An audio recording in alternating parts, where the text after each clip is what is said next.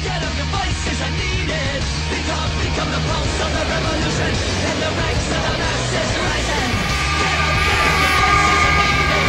Become the pulse of the revolution. In the ranks of the masses. Now's the time to turn around and say that if we're all under attack, then we've all got to defend ourselves together. And it's about time that we look at the practicalities of having a 24-hour general strike. Get up, your voices are needed. Become the pulse of the revolution. In the ranks of the masses rising. In the ranks of the masses rising.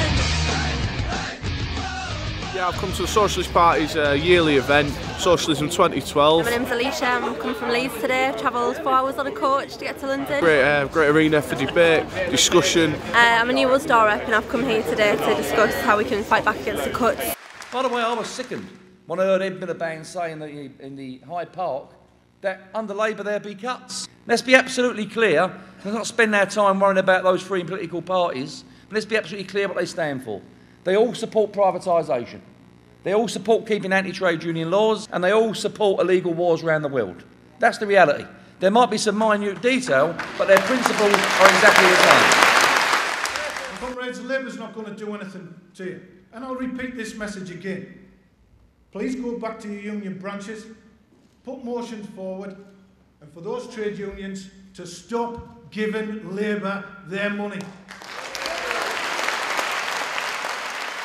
I'm hoping, beyond hope, that when we get a conference this year, we'll be able to say we want a workers' party. A workers' party. One thing is absolutely certain. Austerity isn't working. It is a disaster for most people in this country. It means unemployment. Youth unemployment itself up to 1 million. It means job cuts and pay freezes and pay cuts for all of us, while the richest 1% stuff their bank accounts with obscene, unearned wealth. The Tories are intent on using the cover of an economic crisis caused by their banker friends to force through the biggest transfer of wealth and power in history. When you're in a situation where your job is insecure, you're facing unemployment, where the majority of families face the nightmare that their own children will be considerably worse off than they have been, then the fact that there's a few at the top making vast amounts of money becomes an issue which causes rage. The reason I'm here at Socialism this weekend is because I think we've reached a crucial stage in our battle against the government's austerity cuts. I'm at Socialism today because our class is facing unprecedented attacks, the worst attacks in generations. We need to organise in order to defeat them. We can't wait till 2015. And the way to defeat them is by organising mass coordinated joint action across the trade union movement. The experiences we've had in PCS about building the fight towards coordinated industrial action across the unions is something we want to discuss with other unions and share our experiences and talk to them about how they can give confidence to their members to fight alongside us. I think we're probably living in very historic times because 10 years ago, if you'd have been expecting the TUC General Committee to call for even consideration of a general strike, you'd either be a member of the Workers' Revolutionary Party or in some sort of hospital.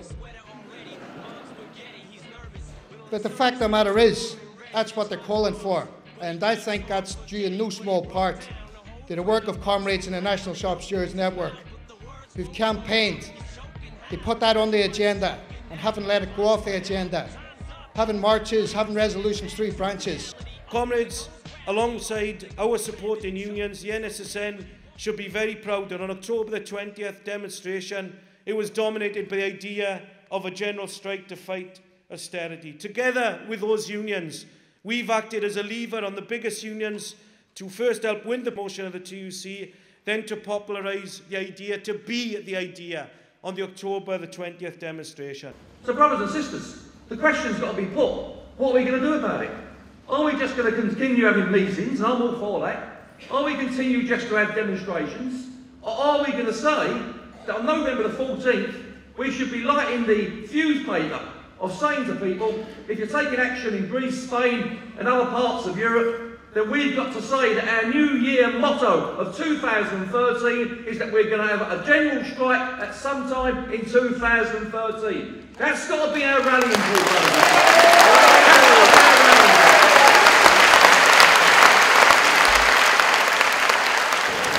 Today I'm going to the Rape is No Joke session because I'm an actor, I also work a little bit in comedy, and the campaign to stamp out misogyny in comedy is very important to me personally.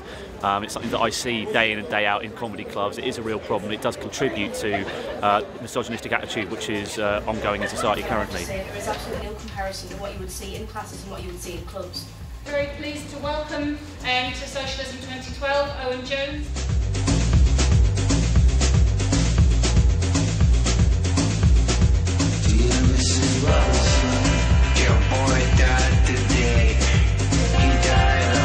The fight to win decent pensions, but we also have to link those fights to the overarching position of what will it take to change society.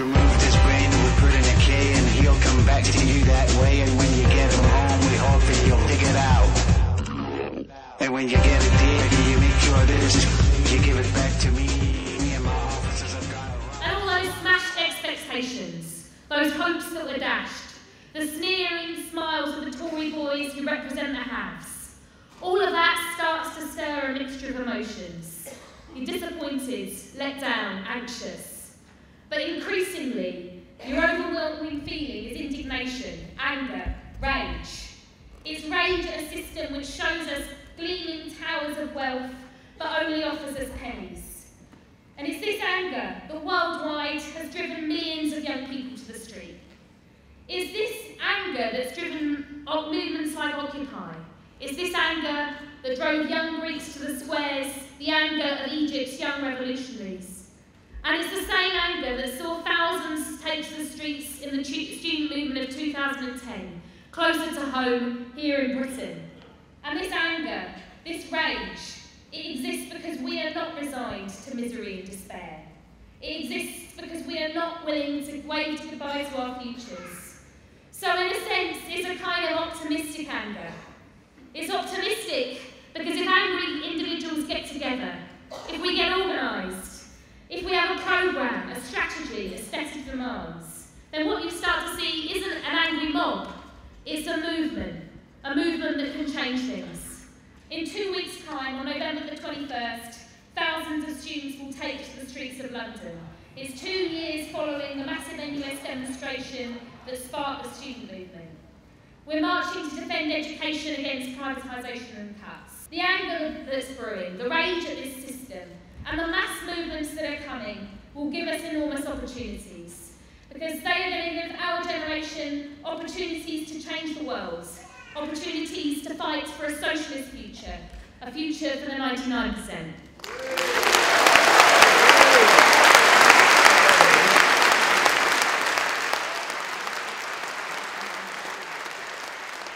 I mean, Miliband says he wants responsible capitalism. Well, how can you have responsible capitalism? Capitalism operates on the basis that a small elite are looked after by the many, that you create a system of mass unemployment on one hand and anti-trade union laws on the other to emasculate workers fighting back.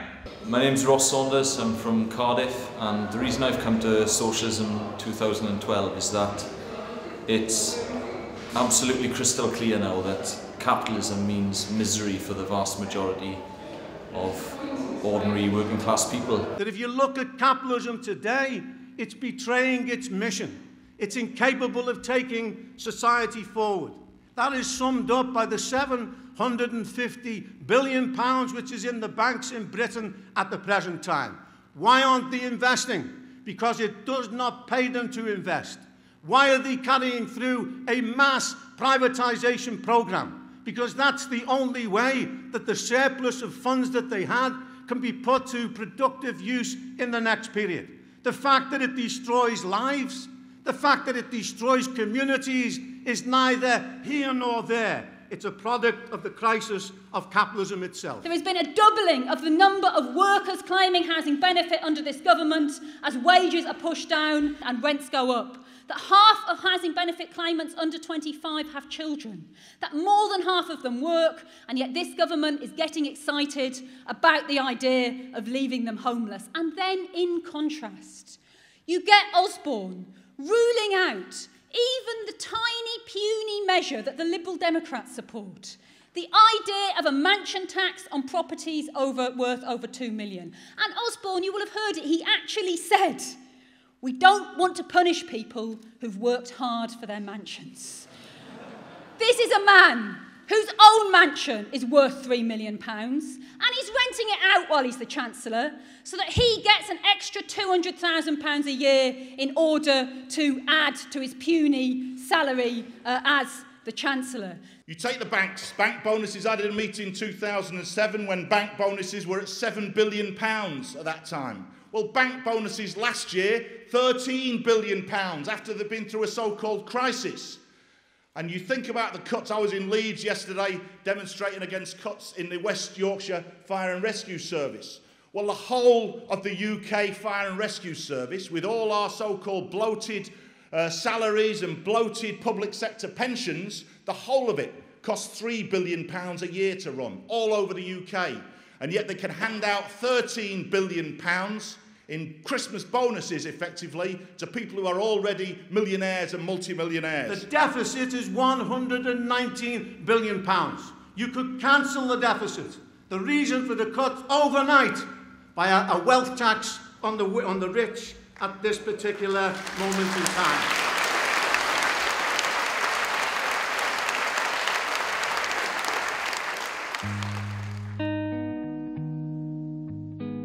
So I also want to give a short report of the tremendous intervention of our sister organisation, the DSM, the Democratic Socialist Movement, in the massive strike wave that has swept across the mining region of Rustenburg over the past few months. The whole world was shocked when the 34 Lonmin mine workers were slaughtered by the South African police on August the 16th.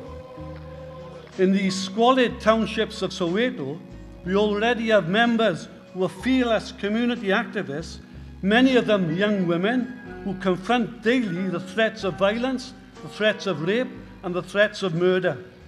Comrades, DSM has earned a growing authority during this strike amongst the industrial working class, amongst the youth, and in the squatter camps, and we will be initiating the beginnings of a new mass workers' party to unite this mighty South African working class around the Democratic Socialist programme.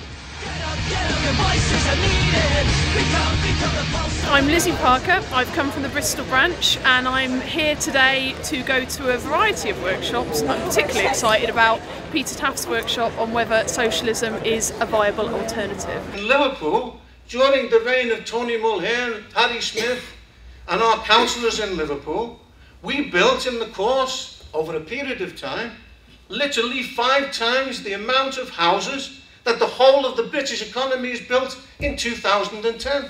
That was a living example of what planning and what the movement of the working class can actually establish. My union was founded in 1918, and like many unions founded either then or just earlier, it was founded by people who were socialists, who saw the need to organise in our workplaces to fight for decent conditions, to improve wages, health and safety and so on, but who also saw the need for a wider struggle to change the world.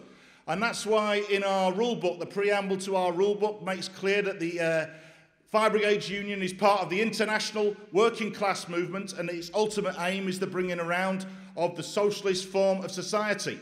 And PCS has taken the view that when the 3 main parties all say that some cuts are necessary and that Labour would still make the cuts, just slower, it is time we supported, and when conditions are right, stand candidates that say no to cuts and that there is an alternative. Our members voted in droves to support the political representation ballot, a historic moment in PCS, giving us the ability to openly challenge the 3 main parties and open up the debate about a socialist alternative for working people and communities in this country today. And because of that, I've looked round and I've, as a militant trade unionist, as a socialist, I'm not a Trotskyist, but as an individual, I'm going to go with our party. that I agree with 90%, and we'll talk about the 10%. And for that reason, I'm declaring today that I'm going to become a member of the Socialist Party. Socialism is coming back, it's roaring back. I have here the quote of a Greek worker from The Guardian of last week who was involved in one of the big demonstrations. He says, "I'm amazed there's not been a revolution already in Greece. So are we. But no party as yet has got a clear programme for revolution. Syriza offers the best hope, but it's still a bit cloudy. We demand in Greece the cancellation of the debt, nationalisation of the banks, then make an appeal to the Spanish, to the Portuguese, to even the French workers that will be moving into action in the next period. We demand coordinated action. Yes, we accept what Bob Crow said. We will be prepared to be patient in the first months of 2013. If we don't do this, then capitalism will take its revenge. Break with capitalism in Europe and the world. That needs a resolute party. We call for all comrades here to join the Socialist Party. We stand for a change in society, for a fundamental change based upon workers' democracy and a mass party, which we will provide a Marxist spine of that programme. The movement towards socialism is shown by the South African workers, the Greek workers, the Spanish, the Portuguese, and the British workers will take their place in that movement in the next period. What is the alternative to this? It's catastrophe economically and socially. The working class will not accept this. We're confident of that, nor will the youth. They will struggle, and that's the basis of all life. So forward to a one-day general strike. Forward to the building of a mass party of the working class. Forward to the enunciation of a socialist policy within all the organisations of the working class. Prepare a force that this time, in the 21st century, will arm the working class with a programme to take power and establish socialism in your lifetime.